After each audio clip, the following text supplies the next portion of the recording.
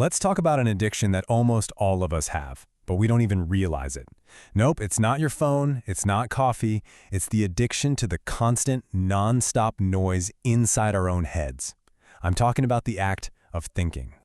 No, really, ask yourself that. Do you ever struggle with anxiety? A little bit of self-doubt? Is there a voice in your head that just won't shut up, especially when you're trying to fall asleep?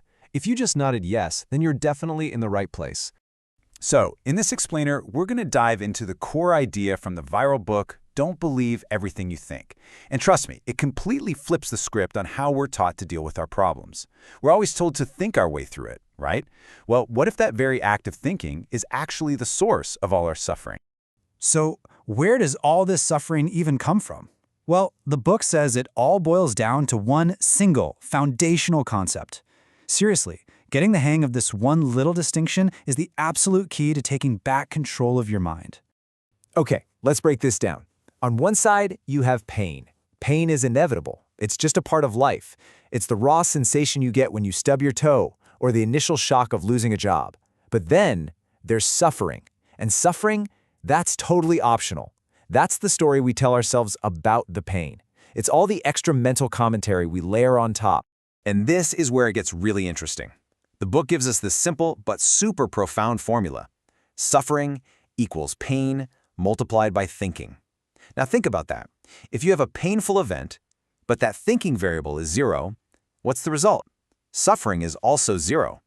All you're left with is the raw, manageable pain, not that agonizing story that we create. Okay, I know what you're probably asking right now. How in the world am I supposed to stop thinking? My brain just thinks. And you're absolutely right. But this is where the book makes a crucial distinction. And honestly, this might be the most important part of this whole explainer. So first up, we have thoughts. Think of thoughts as nouns. They're just these random, harmless electrical signals that pop into your head. You can't control them. It's like trying to control the clouds passing in the sky. They just appear. Did I lock the door? I should probably eat healthier. They just show up. And then we have thinking. See, this one's a verb. It's an action. This is the part we actually control. Thinking is the conscious choice to grab on to one of those thought clouds and start analyzing it, to follow it, to go all the way down the rabbit hole with it. So you can't stop thoughts from showing up, but you can choose to stop the act of thinking about them. This is a perfect example of how it all works. First, a neutral thought just pops in. My boss looked mad. That's just an observation, right? But then, step 2, thinking kicks in. Oh no, what did I do? Was it that report I sent? Am I in big trouble? And just like that, step 3, the suffering begins. That's it, I'm gonna get fired. How will I pay my bills?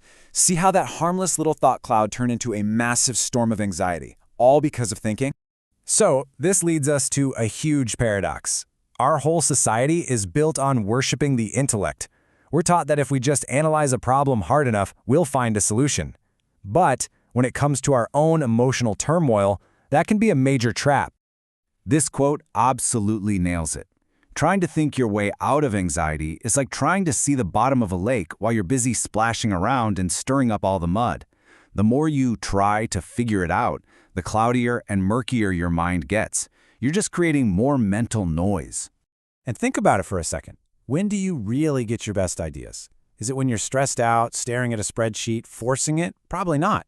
It's usually when you're in the shower or on a long drive or just washing the dishes, right? It's in those moments of no thought that real clarity and creativity can finally break through. The book frames this as a battle between your intellect and your intuition. Your intellect is limited. It's basically just recycling old data, stuff from your past. But your intuition, that gut feeling, that inner wisdom, that's where the real answers are. By quieting that loud, repetitive intellect, you create the space to finally hear what your intuition is trying to tell you. Okay, so what's the actual practical way to do this? How do we hit that mental reset button and stop overthinking without turning it into some kind of big internal wrestling match? The big secret here is that the key isn't willpower. It's not about forcing yourself to stop. No, that's just more thinking. The key is a deep, fundamental understanding. It's kind of like a hot stove. Once you truly deeply understand that touching the stove is what causes the burn, you don't need willpower to stop touching it. You just naturally pull your hand away. It's the same thing with thinking and suffering. This is such a powerful idea. Start seeing your negative emotions, like anxiety or anger or fear, not as a sign that there's something wrong with your life, but simply as a check engine light for your mind. All that light is telling you is, hey, you are currently lost in some unhelpful thinking. That's it. It's just an internal signal. So here's the game plan. The next time you feel that anxiety bubble up, first, just allow yourself to feel it. Don't fight it. Second, recognize it for what it is. It's just a signal. Third, just say to yourself, I'm thinking right now. And then gently just let that thought go. Bring your attention back to right here, right now, to the feeling of your breath or the sounds around you. The feeling will pass all on its own. And that really brings us to the ultimate point of all this. Our natural default state is one of peace and clarity. It's already in us. We don't need to add new habits or affirmations to find it. Our only job is to stop doing the one thing that covers it up, getting lost in our own thinking. All we have to do is remove the interference.